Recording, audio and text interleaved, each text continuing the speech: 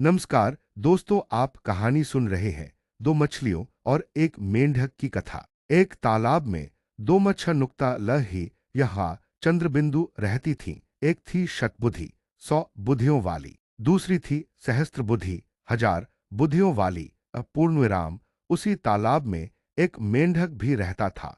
उसका नाम था एक बुद्धि। उसके पास एक ही बुद्धि थी, इसलिए उसे बुद्धि पर अभिमान नहीं था। शतबुद्धि और सहस्त्र बुद्धि को अपनी चतुराई पर बड़ा अभिमान था। एक दिन संध्या समय तीनों तालाब के किनारे बातचीत कर रहे थे। उसी समय उन्होंने देखा कि कहु छ नुक्ता म छ ही नुक्ता यहा रहे हाथों में जाल लेकर वहां आए। उनके जाल में बहुत सी मच्छ नुक्ता ल ही यहा चंद्रबिंदु फंस कर तड़प रही थी।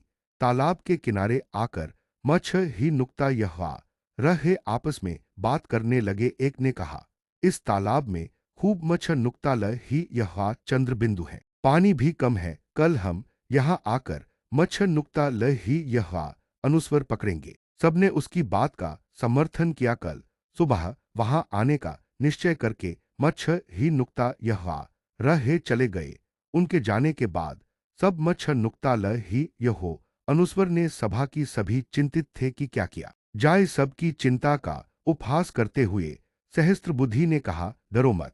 दुनिया में सभी दुर्जनों के मन की बात पूरी होने लगे तो संसार में किसी का रहना कठिन हो जाए। सांपों और दुष्टों के अभिप्राय कभी पूरे नहीं होते, इसीलिए संसार बना हुआ है।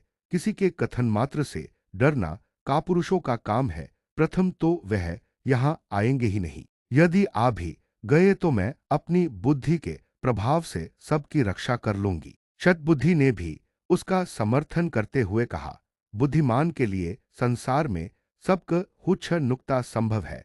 जहां वायु और प्रकाश की भी गति नहीं होती, वहां बुद्धिमानों की बुद्धि पहुंच जाती है। किसी के कथन मात्र से हम अपने पूर्वजों की भूमि को नहीं छ हो नुक्ता अर सकते। अपनी जन्मभूमि में जो सुख होता है वह स्वर्ग में भी नहीं होता।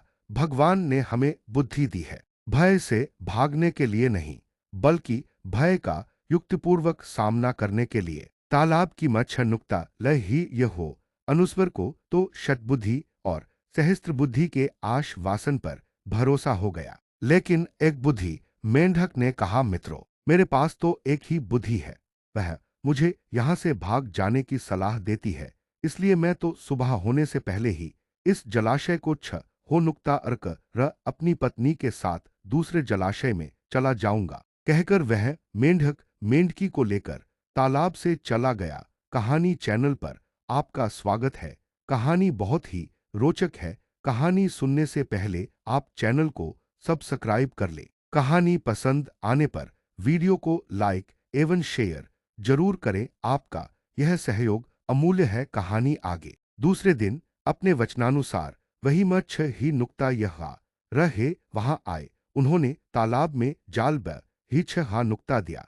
तालाब की सभी मच्छ नुक्ता ल ही यहा अनुस्वर जाल में फंस गईं। शतबुद्धि और सहस्त्र बुद्धि ने बचाव के लिए बहुत से पैंतरे बदले, किंतु मच्छ ही नुक्ता यहा रहे भी अनाड़ी न थे। उन्होंने चुन चुन कर सब मच्छ नुक्ता ल ही यहो अनुस्वर को जाल में बांध लिया। सबने तड़प तड़प कर प्राण दिए। संध्या समय मच्छ ही नुक्ता यहा रहो अनुस्वर ने मच्छ नुक्ता ल ही यहो अनुस्वर से भरे जाल को कंधे पर उठा लिया।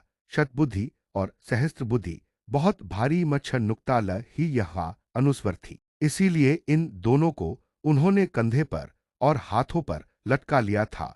उनकी दुर्वस्था देखकर मेंढक ने मेंढकी से कहा, देख प्रिय, मैं कितना दूरदर्शी हूं।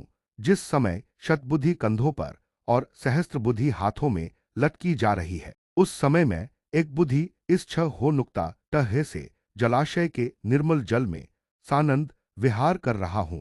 इसलिए मैं कहता हूं कि विद्या से बुद्धि का स्थान ऊंचा है, और बुद्धि में भी सहस्त्र बुद्धि की अपेक्षा एक बुद्धि होना अधिक व्यावहारिक है।